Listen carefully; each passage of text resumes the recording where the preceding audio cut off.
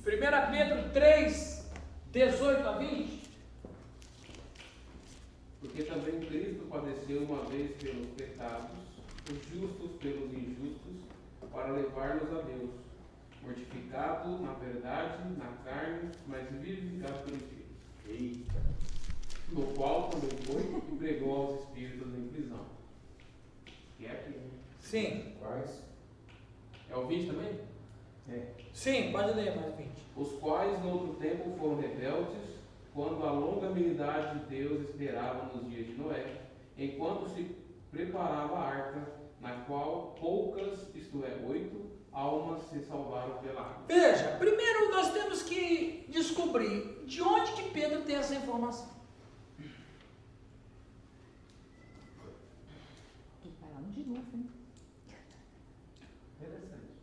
Eu tenho uma suspeita. Quantos dias Jesus ficou com os discípulos? Depois de ressuscitado? O que você acha que Jesus ficou falando com eles? Essa informação de Pedro, quem que deu? O próprio Cristo. Mestre, o que aconteceu com o senhor? Aí ele fala. Onde o senhor ficou enquanto eu estava no... Com certeza. Os evangelhos não registram, por uma outra razão, mas Pedro registra. Que essa informação quem deu foi o próprio Cristo. E com autoridade apostólica. Total, assinada. Então, tem algumas informações que não estão registradas nos evangelhos, mas estão registradas nas epístolas. De onde vieram essas informações? Do próprio Cristo. Como o próprio Pedro vai dizer em 1 Pedro 1, que o Cordeiro de Deus foi morto antes da fundação do mundo. Então, eu penso que o Senhor deu uma aula para eles, uma resenha. Deixa eu desenhar para vocês que vocês não entenderam. Que agora vocês vão entender. Praticamente eles fazem, né? Os dois lá no caminho de Emaús. Exatamente. Então, na verdade, o único que entendeu, dois apenas, de toda aquela geração. Uma foi o Dimas. Mas quem entendeu perfeitamente foi Estevão. Eu falei isso lá sábado na aula em Umuarama. Estevão. Foi só glória. Estevão entendeu perfeitamente. Nem os discípulos que andaram com Jesus entenderam. Os apóstolos, melhor dizendo. Então aí Jesus senta para eles comendo aquele peixe que eles acabaram de... que o Cristo pescou e assou. É coisa boa. Na verdade, Rapaz, você imagina uma aula com o Cristo ressuscitado falando de teologia, de escatologia, comendo peixe que ele assou. Meu Deus do céu! Eu acho que Pedro até se encasgou com espinha. Esta informação, o Cristo deu. Deixa eu contar para vocês. Mestre, e daí? Como é que foi? Agora eu vou contar para vocês. Vocês não entenderam que antes da fundação do mundo já estava certo isso aqui?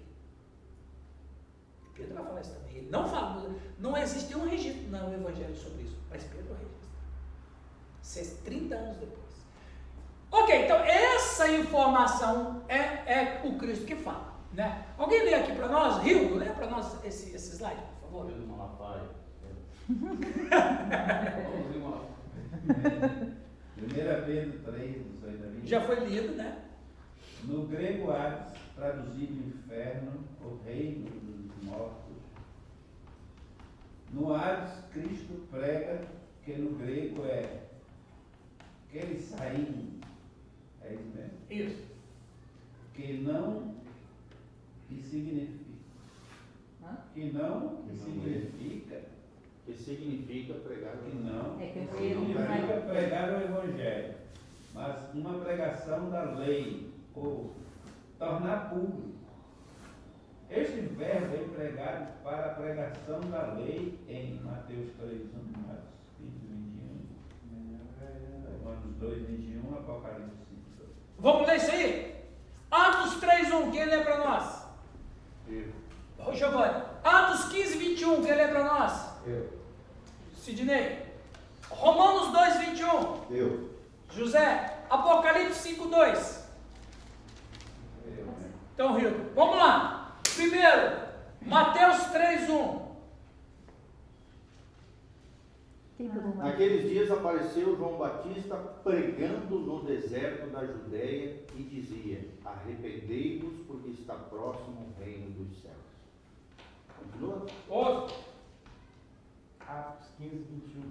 Porque Moisés, desde os tempos antigos, tem em cada cidade quem o pregue, e cada sábado é lido nas sinagogas.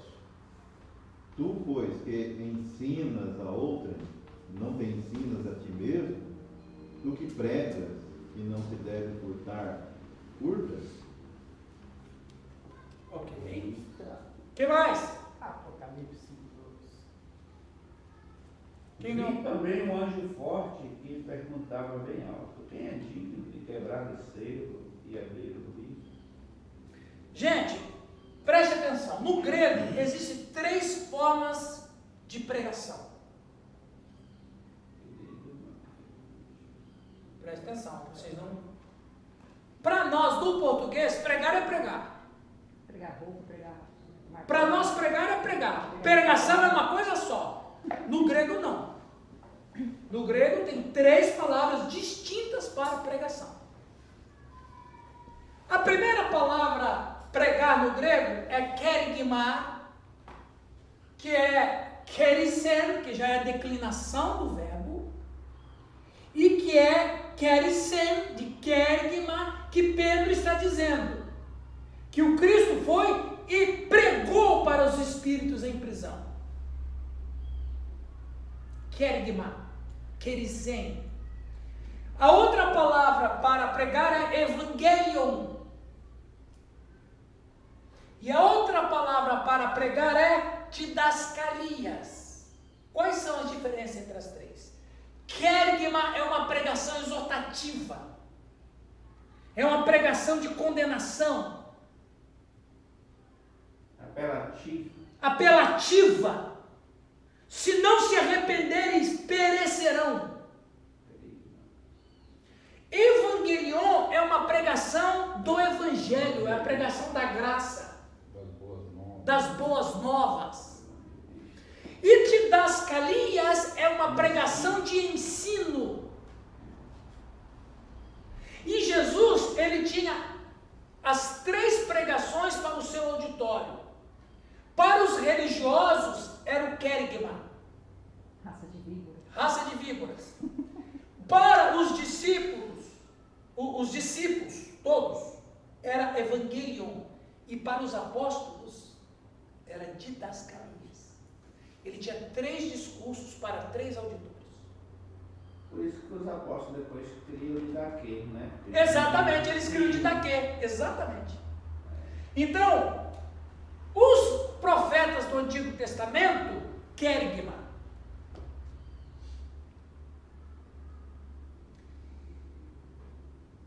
Os textos que foi lido, de Mateus, de Atos, de Romanos, de Apocalipse, é kerigma. João Batista, kerigma, ele não era evangelion. Atos 15, kerigma. Pedro, quando pregou lá no dia do Pentecoste, evangelion. Quando Pedro prega para o Sinédrio, kerigma. Pedro prega no Atos 2, evangelion. Isso não está relacionado ao ministério também? Não, porque você como pastor pode ter os 3 discursos. Tem hora que o Rildo prega kerigma. Tem hora que o Rildo prega evangelion. Só não vai jogar a Bíblia. E tem hora que o Rildo prega o didascalia. Isso está presente. Vai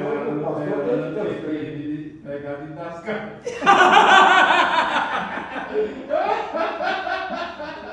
Todo pastor tem que ter os 3. Aí viu? O Sidney agora mente iluminada. Todo pastor, de acordo com o que está acontecendo no seu ministério, tem que ter as 3. Não, eu acho que não. Depende do corpo. Depende. Depende do grupo pastoral. O ideal é que tenha os 3. É o ideal que tem os 3, porque em algum momento você tem que ser kerigma.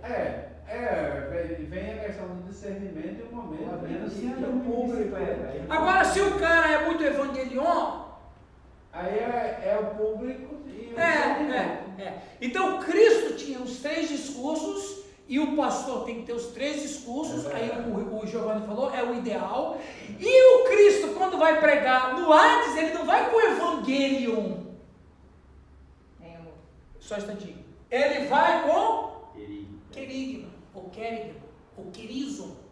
Ele vai pregar. O que você acha que ele pregou para os caras lá? Agora, sim, fala que eu tenho que passar para uma parte importante. Não, é só colocando assim, o primeiro você tem que ter coragem, o segundo você tem que ter amor e o terceiro tem que ter conhecimento, né? Porque o cara hoje pregar exortativo, ele pode correr o risco de no final do mês ele ser demitido da igreja. O evangelizador, ele tem que ter amor pelas almas. O pastor que não tem amor pelas almas, ele não evangeliza. E o outro, que eu não vou falar esse nome aí, Didascalia. a pessoa tem que estar em conhecimento, em busca de conhecimento o tempo todo. É. Tem que ter uma bagagem. Agora, olha cá, eu vou tentar desenhar aqui para você, literalmente desenhar. Já, quer dizer, um pro outro, eu botava sempre dava mais. Ai, misericórdia. Então, quando Cristo levanta o véu da eternidade, ele mostra o Hades, que o Jerônimo vai chamar de inferno, na Vulgata Latina, e que o Dr. Lucas, que escreve em grego, usa Hades. Reino dos mortos. No Hades, e eu vou falar Hades porque era original, no Hades, a ideia que ele passa para nós em Lucas 15, do Lázaro, a ideia que o Cristo revela para nós é que o Hades, como o reino dos mortos, todos os mortos iam para o mesmo lugar, com uma diferença substancial. Tinha um abismo. Que era o antigo Sheol, né? Que daí em hebraico se chama Sheol, ou conforme a Guena. Seio de Abraão. Mas aí tinha o seio de Abraão. Depois, né? No seio de Abraão, por que seio de Abraão? Porque Abraão é o pai da fé. E sei no sentido de ser Seio acolhido, no sentido né? que está ali no mesma situação. E aqui seria esse fogo que o rico reclama. E uma coisa interessante, que tanto quem está aqui e quem está aqui, parece que tem uma visão um do outro. Só que quem está aqui não reclama porque está aqui e questiona o que ele está fazendo ali. Porque isso é claro, porque o água do rico, o Vimos, talvez o nome dele era Vimos. Vimos, não é Vimos do verbo ver, tá? Vimos. Né? Ele não diz o que Lázaro está, por que eu não estou aí? Ele não reclama. E ele tem consciência, é como diz Provérbios, que o ímpio, quando for condenado, ele vai ficar satisfeito com a própria condenação por causa de tanta justiça perfeita. Então, ele está aqui, Lázaro está aqui, e o rico está aqui, ele não reclama porque Lázaro está aqui e ele também não está. Ele não reclama, pelo contrário. Ele vai dizer que é para Lázaro sair daqui desse mundo e ir para os irmãos dele. Mas, o que deixa interessante? Que aqui estão todos aqueles, e aí é uma questão que Pedro fala, quem são os que estão sofrendo aqui? Que rejeitaram. Todos os que rejeitaram os habitantes pré-diluvianos. Quem são os habitantes pré-diluvianos? Os descendentes de Caim. Na sua grande maioria. Da sua esmagadora maioria. Porque só entraram 8 na arca. 8. Os descendentes de 7. Que Abel já, né? Então, o Cristo. Agora, essa é um detalhe que Pedro diz. Por que o Espírito Santo quis isso, a gente não sabe. Mas, com certeza, não só os pré-diluvianos estavam aqui, mas todos os que rejeitaram a fé estavam aqui. No Velho Testamento a gente vai ver a questão da idolatria. E o que muito forte, né? exato. E o que o Cristo faz? Ele vai ao Hades, e aqui, os profetas, Davi, Salomão, Sansão, Isaías, Jeremias, estão aqui. Eliseu, está aqui. Nabucodonosor, está aqui. Nabucodonosor converteu? Converteu. Tá aqui. Os ninivitas que converteram estão aqui. Está todo mundo aqui. A Tsunami está Raab, está todo mundo aqui. Josué, etc. Débora. Então, Hades é esse local habitado por almas que pereceram, pessoas que morreram. O Cristo vem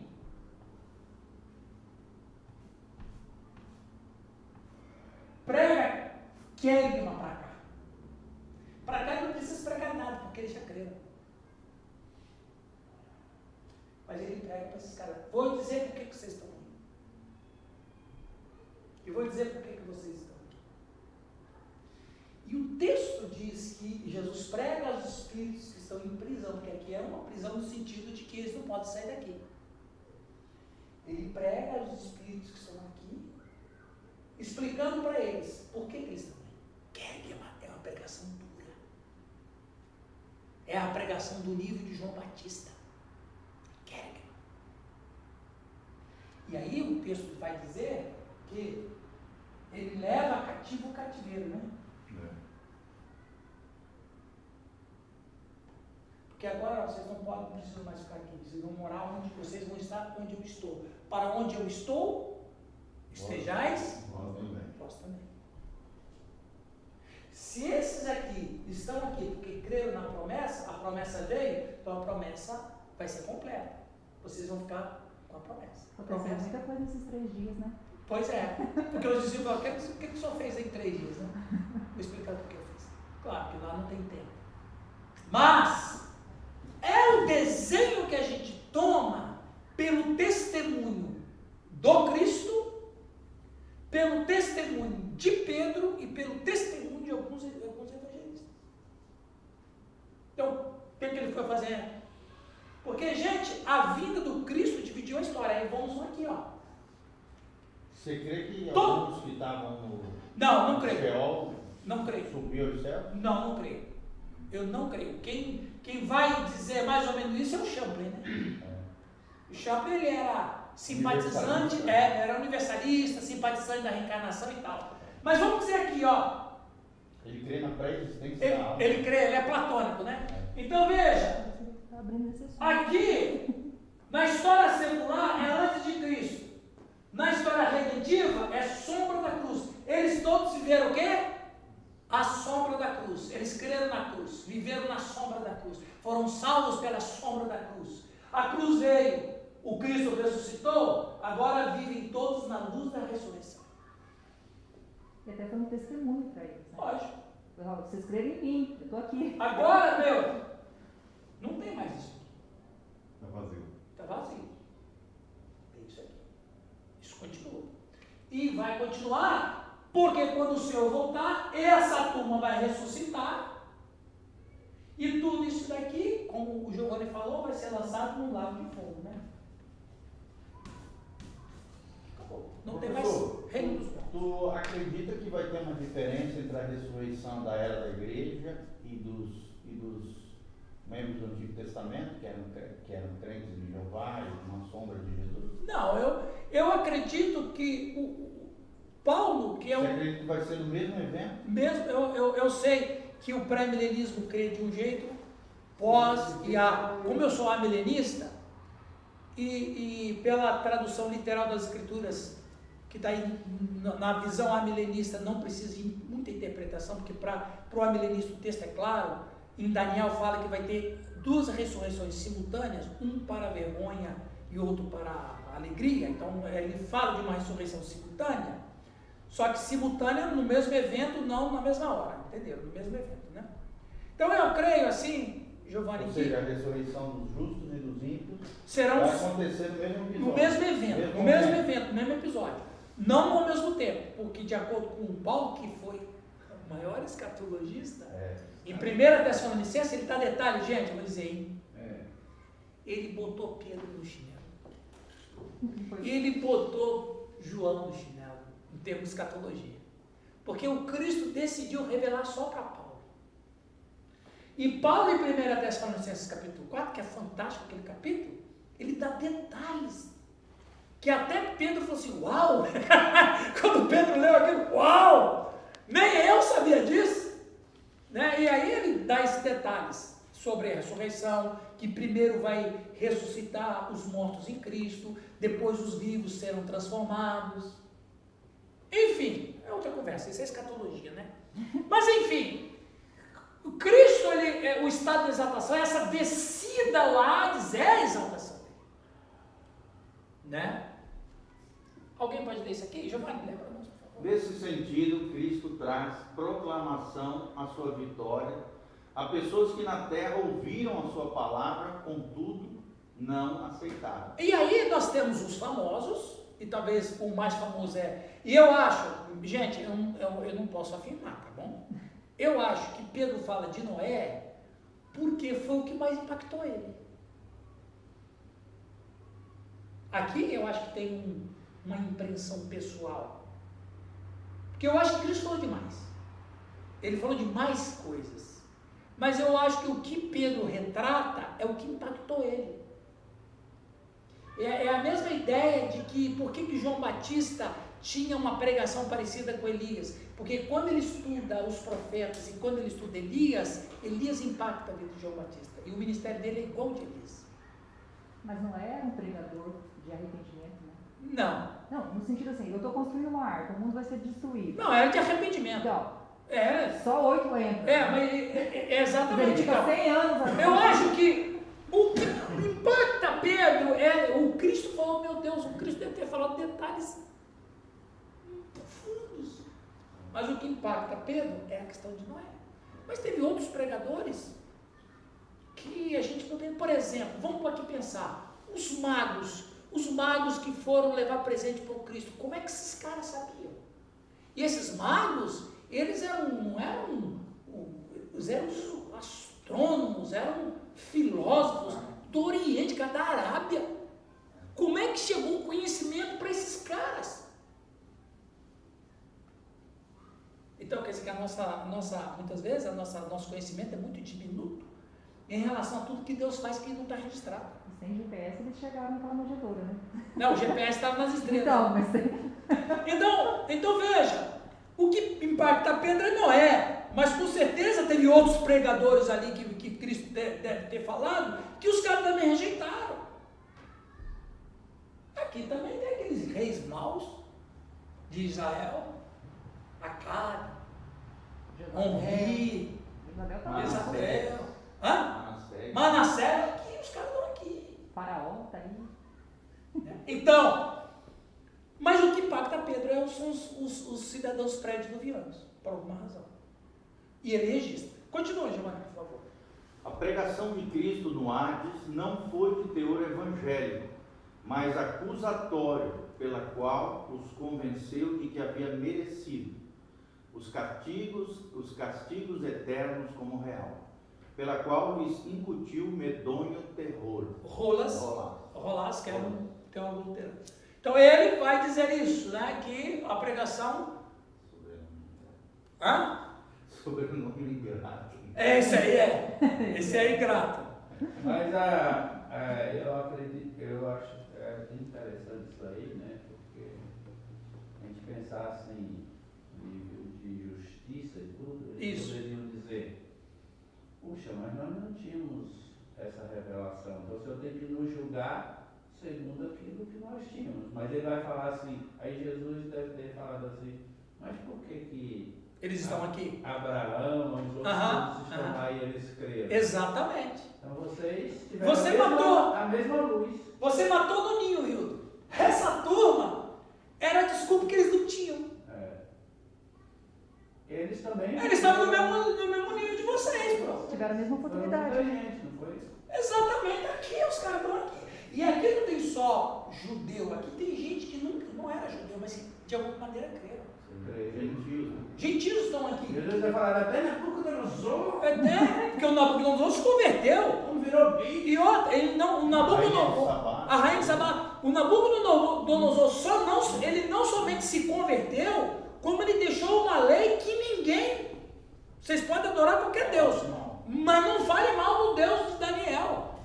Ele deixou lei. Inclusive eu acabei de fazer essa semana,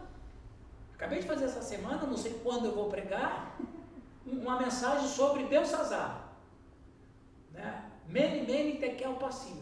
Terminei essa mensagem aí. E essa é queda. Essa é queda. Então, o título da minha mensagem, uma vida, o meu título não é igual do Rio não, mas é mais ou menos, né? Uma vida na balança de Deus. Né? Então, baiano, né? Tá aqui. Então não tem desculpa. Nabucodonosor, ou você vai descrer do que Deus falou da conversão do rei de Nínive. O rei de Nínive e os ninivitas estão aqui. Os caras converteram. Jejuarem, né? E o Naamã, que converteu e levou para a Síria 2 muros de terra para fazer um altar para Jeová, está aqui o cara. Então, quer dizer, como o Rildo falou, mas ó, ali tem Ciro, tem Assírio, tem Babilônico. Aí responde a pergunta que o Rildo tinha feito? Responde a pergunta que o Rildo tinha Não, dele era paraíso. Então, o paraíso é isso. Jesus falou assim, hoje comigo estará no paraíso. Ele foi para cá. Mas esse aí não seria. Deixa. Tá legal. É que eu acho que a gente pensa céu e inferno bem no sentido geográfico da coisa. Céu e inferno. Né? No nosso imaginário a gente pensa céu assim. Então o inferno está abaixo dos nossos pés, seria no núcleo da Terra, no centro da Terra, e o céu estaria acima. Acima do firmamento. Acima do firmamento. Aí depois tem aquelas. Não quer gravar mais coisa. Nós temos até um livrinho aqui que é a localização do céu, né? A localização do inferno. Ah, do inferno? É do inferno. Eu coloquei lá no grupo a capa do livro. Tem um livrinho aqui no seminário que tem a O localização livro do tem inferno. 60 anos no livro. A localização geográfica do inferno. É legal o livro, é muito bom. Aí você vai ver várias teorias de pessoas que escutam vozes em uns lugares, não sei o que dizem que o inferno é ali. E aí tem até alguns livros que falam sobre o primeiro céu, o segundo céu, o sétimo céu. Existe uma teoria que eu li num tomo das eras mais primitivas da Terra. Eu me lembrei, quando você estava falando, eu lembrei desse livro. J.H. Pember, né? J.H. Pember. Que ele diz, claro, não afirma. É uma suposição. Uma suposição. Pode ser, pode não ser, que o inferno está embaixo do mar. Ainda assim, num ambiente espiritual, não físico. E a interpretação que ele fala disso é que quando Apocalipse diz que o mar dará os seus mortos. Então, ele interpreta, eu sou simpatizante dessa ideia. Não posso ensinar, eu posso ensinar aqui a ideia, não posso ensinar no público. Mas aqui eu posso compartilhar. Eu sou simpatizante dessa ideia, porque quando o Apocalipse fala que o mar deu os seus mortos, não pode ser pessoas afogadas. Nós estamos falando de uma grande coletividade. Ele também menciona no livro dele, como uma outra suposição, que eu me lembro, eu não me lembrava dessa do mar, talvez não me chamou a atenção. Mas é a suposição de que o inferno provavelmente está no centro do Sol. E tem essa outra suposição. E aí ele alega que ao longo da história humana, várias nações, né, vários povos e religiões sempre adoraram o Sol. Então, ele acredita que, dentro dessas suposições, que o trono do inferno é no núcleo do Sol. Essa ideia aí eu não tenho nenhuma simpatia por ela, não. Só que o Sol está morrendo, né? Só que eu tenho simpatia por essa questão. Sabe por que eu tenho mais a simpatia para a questão do mar? Porque há uma referência no Apocalipse sobre isso. Mas não tem a mesma referência na Bíblia sobre o Sol. Mas de qualquer maneira... não tem referência. Não tem, mas no mar tem. É uma suposição. É uma suposição. A observar as religiões e os povos na história humana. Mas só que quando a gente vai para a questão do universo, a Terra é minúscula. O Sol é uma estrela de quinta grandeza. Quer dizer, você tem estrelas 5 vezes maiores que o Sol. Então, é complexo. Vamos adiante, pessoal. Ok, beleza por aí? Beleza. Né? Então, a gente pode ir adiante mais Não sobre isso. fica preocupado saber onde é, não, que você vai conhecer. Então, Agora, nos estados de Cristo, falando de exaltação ainda, ressurreição. Né? Vamos voltar ao Jó, né? Camarada acreditava na ressurreição dos mortos. Como é que pode, né? Alguém lê para nós? Lê para nós ali, Luiz.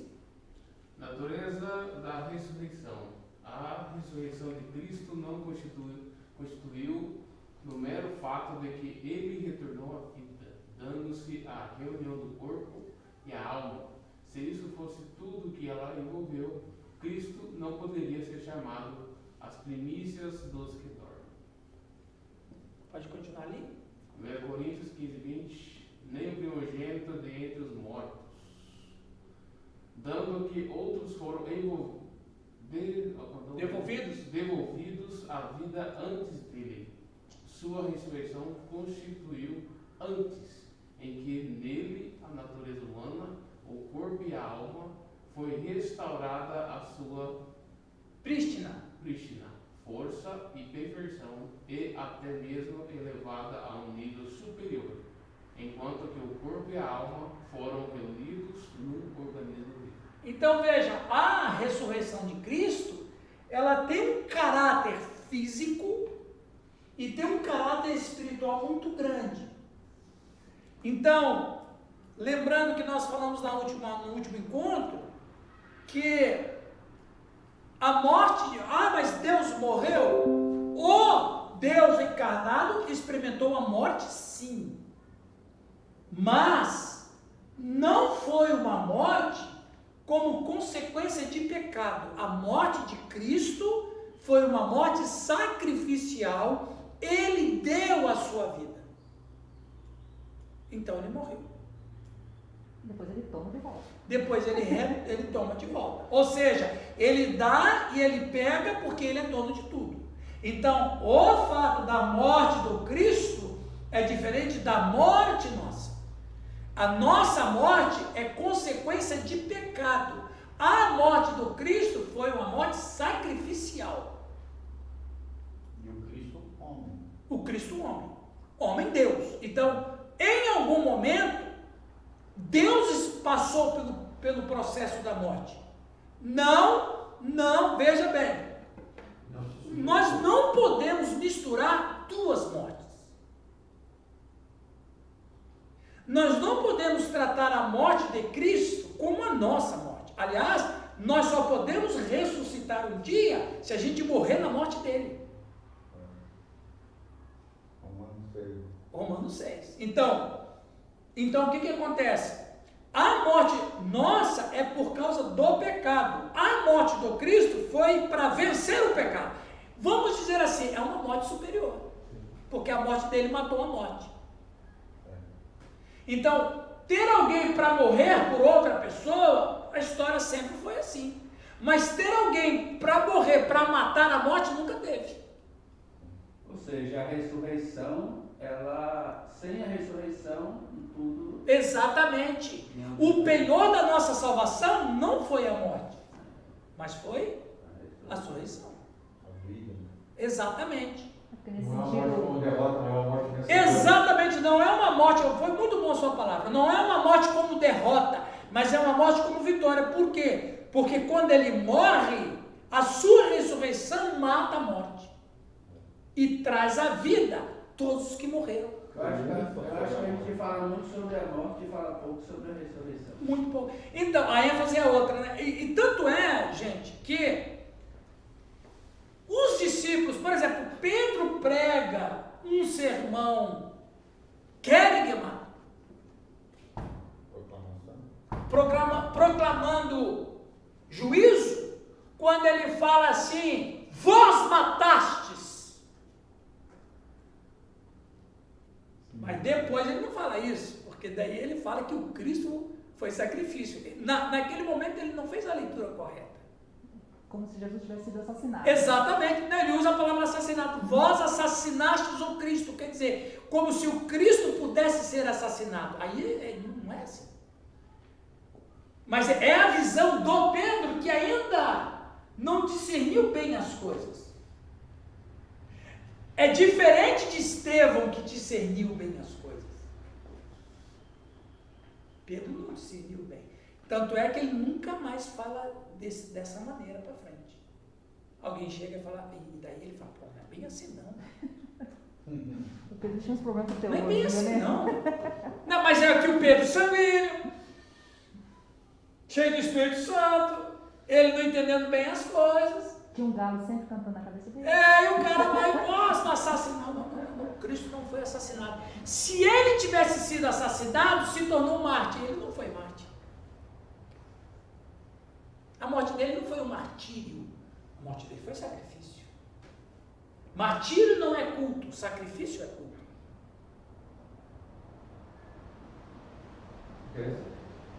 Né? Porque ele não precisou morrer de novo, né? Não. O mártir sempre vai ter isso. O mártir sempre vai ter. Por uma Inclusive tem aquela causa. canção antiga, bem heréticazinha. Né? Lembra dessa canção? Um dia lindo almejo eu encontrar. Aí a segunda estrofe é: ele foi morto para ser mártir da paz. Cantava isso quando era jovem, né? Depois quando você estuda e você tem maturidade, você fala, meu Deus, como mereceu. Mártir da paz. Não? Então vocês melhoraram a música. Não, o Batista tem um filtro teológico muito grande. Nunca ouvi essa letra do Marcos. Eu, quando me converti, Então quer dizer, se você fala que Cristo foi assassinado, então você está tirando da morte dele ser um sacrifício para ser só um martírio. Então, mas essa ideia está em alta agora, porque é o que defende os grupos quando eles falam que Jesus era um modelo para os excluídos. Porque ele foi assassinado porque ele sentava junto com pecadores, com prostitutas, com tudo. Então, quer dizer, hoje qualquer pessoa que anda junto com esses grupos, ele é como se fosse um reflexo de Cristo. Ó, hoje eu sou perseguido pela sociedade. Igual Cristo foi. Igual Cristo foi. Ou seja, o Cristo era a favor das minorias. Então, esse Jesus que eles defendem é um Jesus para resolver os problemas sociais agora. Não é um Cristo que vai me levar para morar com ele eternamente. Aliás, você falou bem, Jane. Esse Jesus que se apresenta hoje de maneira social não é o Cristo das Escrituras. Teologia. É um Cristo, é um simulacro de um Cristo formado à sua imagem e semelhança. A imagem e semelhança dos grupos da minoria. É um Jesus histórico. É um Jesus histórico. E não um Jesus. Aliás, tem vários Jesus. Tem o Talvez. Jesus. Então, o Cristo, a morte dele não é um assassinato, é um ato de sacrifício. Que o Dimas vai vir na cruz e que o Estevão vai pregar depois. Mas nem te sacrificaram, ele Então veja. Então, por isso que às vezes as pessoas não entendem que Deus morreu, não. Não é que Deus morreu a nossa morte, ele morreu a morte dele, sacrificial. E ele estava em plena atividade aqui. E o testemunho de Atos é tão interessante que quem registra isso é o médico, Lucas, que enquanto o Senhor esteve entre a morte e a ressurreição, o corpo dele não padeceu corrupção, ou o corpo dele não entrou em estado de putrefação. Mesmo com 3 dias. Então, como você responderia? Quem morreu na cruz? Quem morreu na cruz foi Uma frase só. o Filho de Deus. O Filho do Homem. O Filho de Deus morreu na cruz. Ele morreu na cruz por quê? Ele teve uma morte sacrificial. Não seria Jesus Cristo? Filho de Deus, Jesus Cristo, Filho de Deus. Filho do Deus Altíssimo. Porque ele não é só um nome, ele é um Jesus ser. Cristo, homem. Exatamente, ele não é só um nome, ele é um ser. Jesus Cristo, mas quem é Jesus Cristo? O Filho de Deus. Jesus ou Cristo? Jesus ou Cristo. Ou Filho de Deus. O centurião falou isso, né? Ele- Verdadeiramente, esse homem era o filho de Deus. Esse cara se converteu, ele foi um dos primeiros membros da igreja de Roma. Com certeza. Verdadeiramente, quantas pessoas aquele centurião não tinha matado em crucificação? Vários, centenas. Aliás, o Cristo, para ele, era mais um. Mas quando ele fura o lado do Cristo, ele fala, essa morte não é uma morte qualquer. Esse homem não sei. Esse homem não é um homem qualquer, exatamente. Então quer dizer, a morte de Cristo é uma morte sacrificial. E a sua ressurreição foi uma ressurreição. Aquela frase enigmática de Jesus lá, o Eloi, Eloi, É. quando fala que Eloi, Eloi, lama sabachthani. que é como se Deus tivesse abandonado ele naquele momento. É o pecado da humanidade? Você dá a Várias. impressão que Jesus está sendo crucificado e Deus olha de lado. Existe uma interpretação romântica em relação a isso aí, né? O que tu entende? O que eu entendo do Eloi, Eloi, né, lama sabachthani, quando ele fala Deus meu, por que me desamparaste? Ele está fazendo uma referência ao Salmo 22. É como que se ele tivesse proclamando nesse sentido, não que Deus o abandonou, mas que ele estivesse proclamando nessa frase que o que foi falado lá, profetizado, está acontecendo ali. Salmo profético. É um salmo profético. Então, quando ele fala Eloi, Eloi, lama sabachthani, ele não está dizendo que Deus o desamparou, mas ele está na cruz ainda pregando uma mensagem messiânica. Ó, o que está acontecendo aqui? Deixa eu lembrar vocês um texto. Davi pregou. Exatamente. Então, 1000 anos atrás. 1000 anos atrás, exatamente. O que o senhor fala? Aliás, Alguns dizem que citou todo o salmo. exatamente, o Salmo 22, que é o salmo único, o mais messiânico do Samuel 22, que é o que alguns historiadores dizem que eles cantaram na ceia da traição.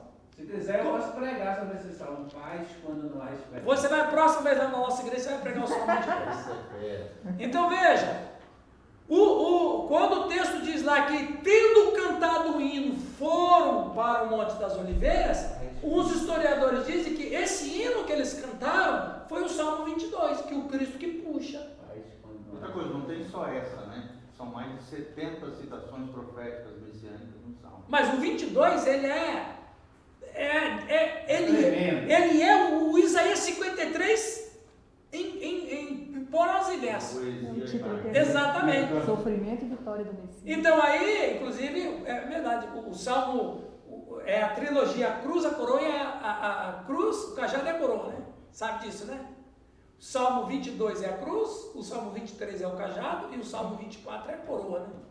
Então, quando ele fala Eloi, Eloi, lama sabachthani, ele está querendo lembrar para todo mundo ali o quê? Principalmente aquela mensagem era para quem? Não era para os discípulos, era para os sacerdotes que estavam ali. Meu Deus. Aquele que estava em aramaico. Exatamente, ele está falando para os líderes religiosos. Deixa eu lembrar vocês uma coisa que foi falado de mim e que está acontecendo agora. É isso aí, mas não é que Deus abandonou ele. Respondida a pergunta? Ok? Eu acho que tem uma coisa que você... Não tem não. Nós não combinamos não. Tem uma troca de olhares. Ok? Então se alguém falar assim, por que Jesus falou? Não, ele está recitando o Salmo 22 para os líderes Então, algumas religiosos. pessoas falam que como Jesus absorveu todo o pecado da humanidade, por aqueles que foram, Essa é a né, interpretação. aí havia como se fosse uma... Porque se movimento- Deus, olha, é a falta de observar, estudar, né? Se Deus tivesse abandonado ele, como é que ele ia? Naquela mesma noite, ele disse, eu e o Pai somos um. Então, ele lá da ceia, ele dizia, eu e o Pai somos um, e 10 horas depois ele Não, mas eu vejo diferente. Eu vejo uma expressão, talvez, não de Deus. Jesus Cristo, quem morreu na cruz? Jesus Cristo, homem, filho de Deus. Uhum. Então, assim, eu não me escandalizo com expressões humanas de Jesus. Não, de jeito nenhum. Então, para mim, é apenas uma expressão humana. Só que a gente... Mas ele sabe, ele se expressa humanamente, Uhum. até. Talvez, assim, eu acredito que era importante essa expressão Sim, para exaltar a sua humanidade também. exatamente. Porque era importante. Exatamente. Mas muitos teólogos dizem que nesse momento houve uma Uma ruptura. espécie de ruptura, cisão. O pai se afastou do filho pela primeira vez na eternidade. Eu tenho dificuldade de acreditar nesse, Na verdade, é o que nos é ensinado. Sim, exatamente. Eu também estou quieto aqui, mas eu É o que eu sempre aprendi. Então, A dificuldade de eu Por agora, causa do nosso pecado que estava sobre ele. estudando cristologia aqui com o pastor Irã, eu tenho dificuldade também de entender de aceitar isso assim, dessa forma como eles estão falando aqui, porque as naturezas não se separam. Não se separam, exatamente. As naturezas não se separam. Assim como tudo o que o homem estava sentindo, a divindade dele sentia também. Agora, eu acho muito complicado essa interpretação, que eu também fui ensinado assim, todo mundo acredita que foi ensinado assim, mas quando você tem uma coisa que incomoda, por isso que o Agostinho de Hipona vai dizer no século IV, né, que eu duvido, por isso eu creio. Mas ele não é heresia dizer, na Não. sua humanidade, Cristo, na sua humanidade, ele disse, Deus meu, por quê? Mas se você falar que na sua humanidade, você está fazendo uma ruptura entre as duas divindades, entre as duas naturezas. Porque ele disse, e a gente não pode ir contra o que ele disse, eu e o Pai somos um. Esse somos um não é uma coisa de, é uma coisa de estar entrelaçado, E mesmo alguns encarnado. momentos não são. Não são. Mas é que a nossa mente foi muito levada a ver Deus separadamente, né? Tem um pouco a de nossa cultura nestorianismo evangélica- nisso aí. Mas se a gente prega que ele foi humano, qual é o problema com relação a isso? Eu não estou separando, não estou, porque as mãos dele, ele é Deus, mas as mãos dele ficaram marcadas. Sim, perfeito. Ele sentiu dor, ele sentiu fome, né? Mesmo depois da ressurreição, então assim, a questão é a ênfase que você dá nisso, né? São os Na hora de mistérios. você pregar e ensinar. É difícil, né? Talvez eu não vejo E propósito. as duas suposições são possíveis. Eu não vejo propósito Talvez de isso você parecer. focar isso. Que Deus abandonou a Cristo naquele momento. Sim. Eu não vejo propósito nisso, né? Porque você vai dizer para as pessoas o quê? Que Deus te abandona nos momentos Sim, difíceis? exatamente. Então não vejo propósito. Mas é o que a Jane falou, como falei, eu também ouvi isso, já preguei sobre isso. Quando ele fala isso, é quando os pecados da humanidade vai Porque sobre todos ele. os pecados Deus vão- é santo. Sim. Aí, mas o que fica desse momento do pecado da humanidade sobre ti? Então, existe, isso é antigo, é muito antigo essa interpretação. Né? Mas assim, se você vai cavando uma coisa Mas aqui. é interessante isso aqui. Porque às vezes tem umas coisas que é um mistério. Eu ouvi essa interpretação tua. Aham. E é interessante pensar. Quer dizer, foi apenas uma proclamação, uma citação. Uma citação aqui. Uma palavra profética.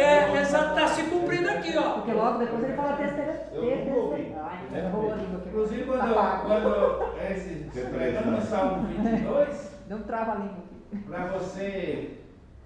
para você ser realmente, na verdade, de maneira expositiva, você tem que falar sobre o que o salmista está falando. Ele é um salmo introspectivo, Aham. não é? Mas ele, É um salmo triste. mas ele é um salmo também Estou profético. como um caco de barro.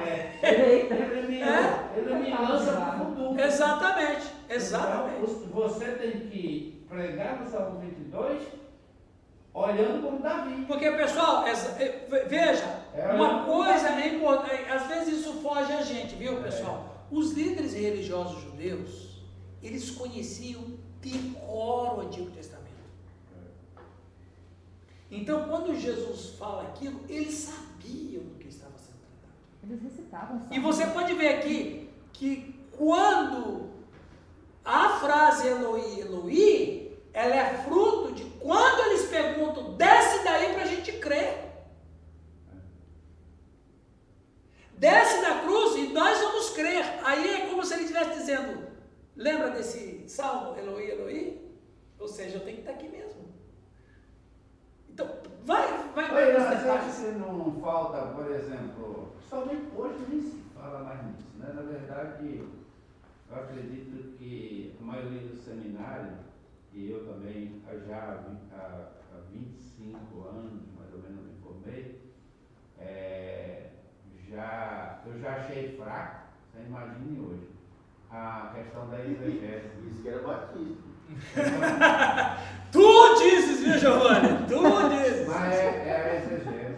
Exegese, é importante a exegese. As pessoas nem sabem o que é. Então, se ela não olhar para o texto e fazer uma Ela tem que usar de 3 técnicas, 3 ferramentas da linguagem: exegese, hermenêutica e homilética. Mas você não viu o cara lá que pregou do Danal? Não vi ainda. Não.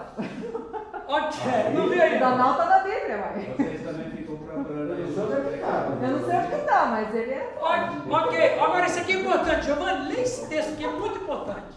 Ainda na ressurreição. O estado de exaltação, ressurreição. Não houve apenas uma mudança física em Cristo, mas também uma mudança psíquica. Não podemos dizer que ocorreu nele alguma mudança religiosa ou ética, mas ele foi revestido de novas qualidades, perfeitamente ajustadas ao seu futuro ambiente celestial. Isso. Lembra por que essa questão dessa mudança psíquica? Porque a natureza humana dele foi transformada. Dentro dessa perspectiva, dessa mudança psíquica, ele não tem mais fome. Ele tinha antes. Ele não tem mais sede. Ele tinha antes. Ele não cansa mais.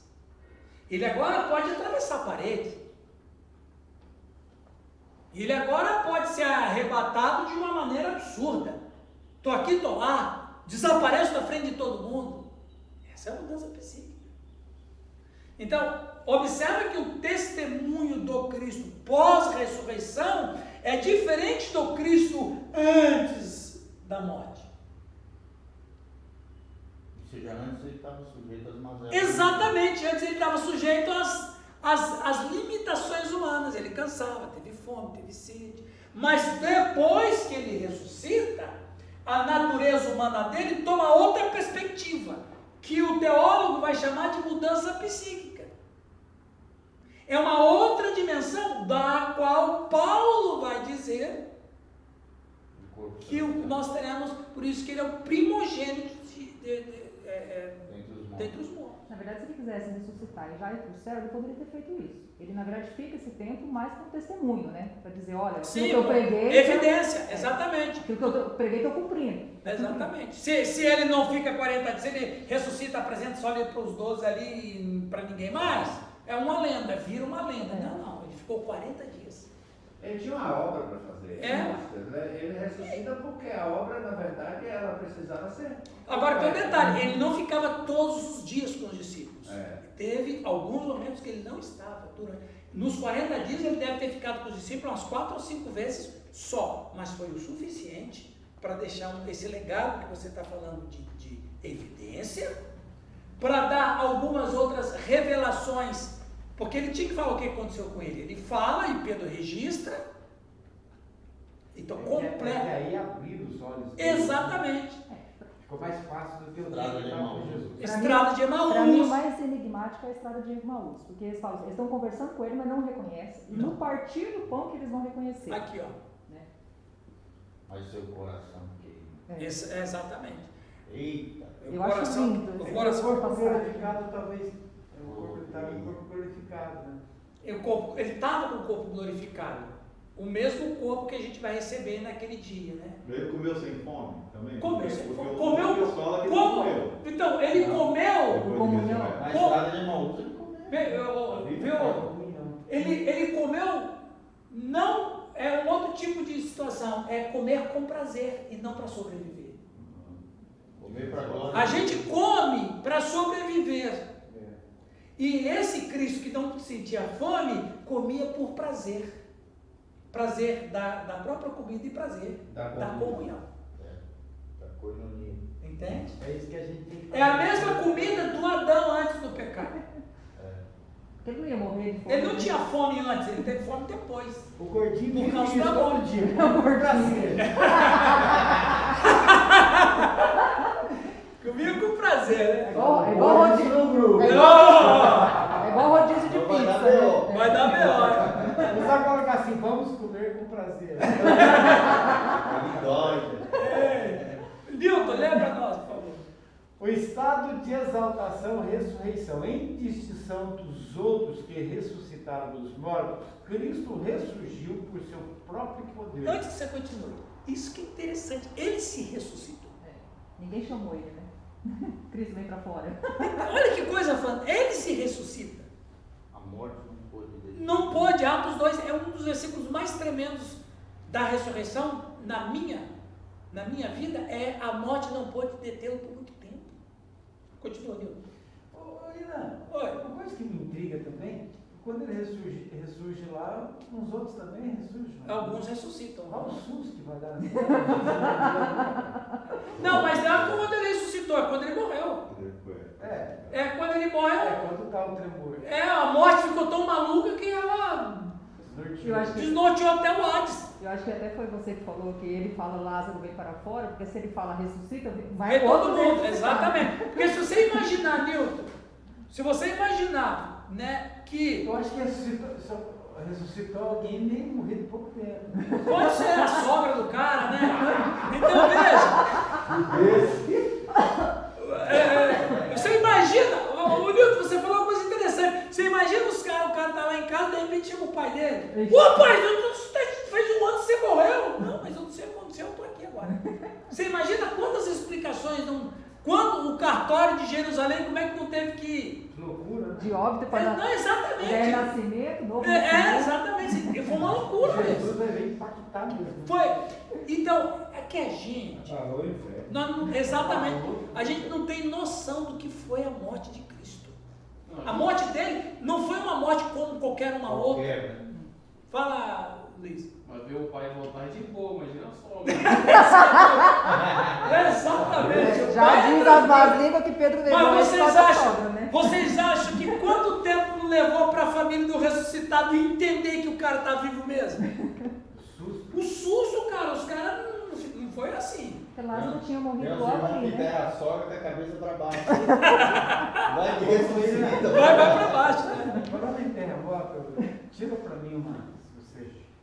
Quando Jesus, eu estava lendo ontem, quando Jesus entrou ali no domingo de Ramos, diz que a cidade alvoroçou, a cidade em uns falam em grego fala que houve um terremoto. Não tem sentido isso? Já leu sobre isso? Não, é uma força de expressão. E a tradução lá, tratada da. É uma força de expressão. É uma força de expressão. É uma força de expressão mesmo? Então, eu estou falando uma figura de linguagem. Mas no dia da crucificação teve, né? No dia da crucificação, sim. Porque o tempo... Sim, mas eu nunca tinha ouvido sobre isso. Ontem eu estava lendo, aí eu li uma parte lá que falou sobre isso. Lá em grego, a palavra que alvoroçou, ela estremeceu, Sim. é um pequeno terremoto que deu para Deus mostrar a potência do Filho dele entrando em Jerusalém. Mas talvez aquela figura de linguagem que a gente usa até hoje, quando eles falam assim, quando fulano chegar aqui vai estremecer. Ou fulano, o rio não vai pregar lá, o chão vai tremer. É uma força de expressão. Continua, Danilo. Vai, Danilo. Oração lá que eu Lá tremeu mesmo. Lá tremeu mesmo. Em Atos dos Apóstolos. Quando a igreja olha, É que eu falei. 4:12. Termina ali. Ele falou de si mesmo como a ressurreição e a vida, João 11:21. Eu sou a ressurreição e a vida. Eu me ressuscito. Né? Declarou que tinha o poder de entregar a sua vida e retomá-la, João 10:18. Exatamente. Ninguém tira a minha vida. Eu é que dou. Ele fala isso para Pilatos, né? Você não tem poder sobre mim. Nenhuma autoridade. É eu. Como fala Continuando ali, a ressurreição de Cristo tem significação tríplice. José, lê ali. A ressurreição de Cristo tem significação tríplice. Primeira, constituiu uma declaração do Pai de que o último inimigo tinha sido vencido. A pena tinha sido cumprida e sido satisfeita a condição em que a vida fora prometida. prometida. A primeira significação, que foi o último inimigo que foi vencido. Onde está a morte? Neste momento, voltamos a falar o que eu disse na primeira parte, nesse momento, o cristão não tem final. Nem feliz nem triste. Ele agora é uma pessoa que viverá eternamente. Fecha os olhos para esse mundo e continua na sua plena consciência da eternidade. Né? Não tem mistério. Teleios, né? Continuando ali, 2, José. Foi um símbolo daquilo que estava destinado a suceder aos membros do corpo místico de Cristo em sua justificação, em seu nascimento espiritual e em sua bendita ressurreição futura. Aí tem os textos que dizem que o cristão também ressuscitará fisicamente quando de sua vinda. Por que a gente tem que ressuscitar? Porque uma alma, viu gente, isso aqui é importante, por que todo mundo tem que ressuscitar, até o ímpio? Porque a morte foi vencida. A morte foi vencida. Você não sei só almas vagando. Então não pode ter alma, se tem alma vagando, né? Se tem alma que está fora do corpo, a morte ainda tem vitória, ela não tem mais vitória. Então tudo que acontece por enquanto é tempo de se cumprir a profecia. Então quando o Senhor voltar, até os ímpios têm que ressuscitar, porque a morte não vai existir mais, porque a própria morte vai ser lançada no lago de fogo. Então tem que ressuscitar. A pessoa o espírito dele vai nutrir o seu corpo outra vez, mesmo que ele será condenado, mas tem que ser condenado corpo e alma, literalmente, né? 3, José, termina. Relacionou-se também Estamos acabando aqui. instrumentalmente com a justificação, a regeneração e a ressurreição final dos crentes. Você pode dizer um aleluia? Glória a Deus. E não somente vamos ressuscitar, e eu acho isso interessante, meus irmãos, que talvez, na verdade, é uma coisa só curiosa, mas não tem nenhum peso teológico, é só uma curiosidade. Quem vai ressuscitar? Os crentes? Ok, os crentes vão ressuscitar. Mas quem vai ressuscitar? Do jeito que você era. O negro, o branco, o cafuso, o mameluco, o asiático, o aborígene. Deve ser eu mesmo, que eu acho eu lindo. Imagina, vai ficar mais ainda. O japonês, o pastor Takemi, quando ressuscitar, vai continuar japonês.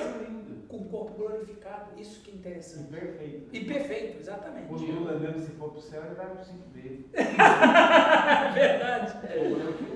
Terminando nosso encontro hoje. Jejum.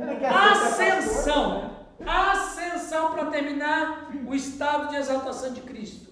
Leia para nós, Janice, aí, por favor. A ascensão não aparece nas páginas da Escritura de maneira tão patente como se dá com a ressurreição. Deve-se isso provavelmente ao fato de que a ressurreição foi o verdadeiro ponto decisivo da vida de Jesus e não a ascensão. Em certo sentido, Rio, leia lá, tá para ler. Em certo sentido, pode-se dizer que a ascensão foi o complemento e a consumação da ressurreição. Mas a ascensão de Jesus não foi apenas uma transição de um lugar para outro. Incluiu também mais uma mudança de natureza humana de Cristo. Uma natureza humana de Cristo. Essa natureza passou, então, para a plenitude da glória celeste e foi perfeitamente adaptada à vida do céu. Pode-se dizer que a ascensão tem dupla significação, Newton. A ascensão encarnou claramente a declaração de que o sacrifício de Cristo foi um sacrifício oferecido a Deus e, como tal, tinha que ser apresentado a Ele no santuário mais recôndito, de que o Pai considerou suficiente a obra mediatária de Cristo e, por consequente, admitiu na glória celestial e de que o reino do mediador não era um reino dos judeus, mas um reino universal. Exatamente. Então, quer dizer, a ascensão encarnou claramente a declaração de que o que Cristo fez lá no Calvário foi um culto. E um culto de redenção. E quando ele foi morto, e Deus aceitou o sacrifício dele, foi o aroma suave, né? Quando Cristo ressuscita dentre os mortos, ele é assunto aos céus, é que de fato o culto que Cristo ofereceu para Deus foi aceito. Então Então, o Gólgota foi um culto. Para você ver como que a vida toda de Jesus ela é envolvida no sobrenatural, né? Toda E as vida. pessoas não conseguiam acreditar ainda. Viram milagres, viram mortos sendo ressuscitados, viram o jeito que ele foi sacrificado, viram a ressurreição, ainda vê um homem subindo ao céu. Imagina, se a gente estivesse aqui hoje reunido aqui no pátio e alguém conseguisse subir ao céu assim. Numa época que não existia Mas tecnologia o nenhuma, impacto- as pessoas não acreditavam. Não, mas o impacto foi tão grande, Jane, que os discípulos morreram por causa da sua fé. Sim. Mas eu E digo todos- assim, mas pelo menos Jerusalém ali, ela parece que tinha um coração tão e na enraizado verdade- na religião, que ela não conseguia ver esse sobrenatural. Ele subiu aos céus, né? E mostrando tudo isso aí, os discípulos ficaram pilhados com aquele negócio. Sim. Eles estavam Você dispostos a imagina o morrer. Né? impacto na vida deles. Porque antes eles até deixavam o ministério, né? Mas depois, É. depois eles... Eles tinham Impactaram, dupla jornada, morreram. né? Eles continuavam sendo pescador e... É. 2, Giovanni, lembra para nós ali, irmão? A ascensão. A ascensão também foi exemplar, no sentido de que foi uma profecia da ascensão de todos os crentes, que já estão com Cristo nos lugares celestiais. Efésios 2:6. Estão destinados a permanecer com Ele para sempre. João 17:24. E também no sentido de que revelou o restabelecimento da realeza original do homem. Isso aqui que é a coisa fantástica. Esse finalzinho aqui é que é fantástico. Revelou o restabelecimento da realeza original do homem. Um resgate da nossa essência que se perdeu com o pecado.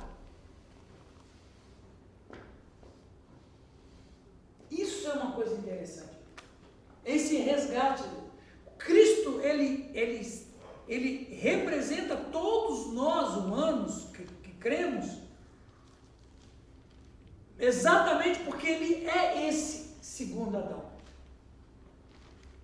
Ele é a nossa representação. Nós estamos nele. E o último slide. Quando Cristo estava diante do sumo sacerdote, predisse que se assentaria à direita do Todo-Poderoso. Mateus 26, 64. Pedro fez menção disso em seus sermões. Atos 2, 33 a 36, 5, 31. Naturalmente, agora preste atenção, a expressão direita de Deus é antropomórfica. Vem de antropomorfismo. Exatamente. E não pode ser entendida literalmente. A expressão como é empregada neste contexto é derivada estar assentado à destra do rei, podia ser apenas um sinal de honra. 1 Reis 2,19. Mas também podia denotar participação no governo e, consequentemente, na honra e na glória. O que é essa declaração sentada à direita do Todo-Poderoso? É uma visão humana para explicar como é o reino do Cristo ressuscitado. Porque a gente não tem como entender isso. Né? No caso de Cristo, era indubitavelmente o fato de que o mediador recebeu as rédeas do governo sobre a igreja, sobre o universo, e foi feito participante da glória correspondente. Não significa que Cristo não tinha sido rei de céu antes desse tempo, mas sim que aí ele foi publicamente empossado como Deus e homem, e nessa qualidade recebeu o governo da igreja, do céu, da terra, entrou solenemente na administração real concreta do poder a ele confiado. Aleluia! Ou seja, nós estamos falando do Deus que encarnou, que é uma outra perspectiva.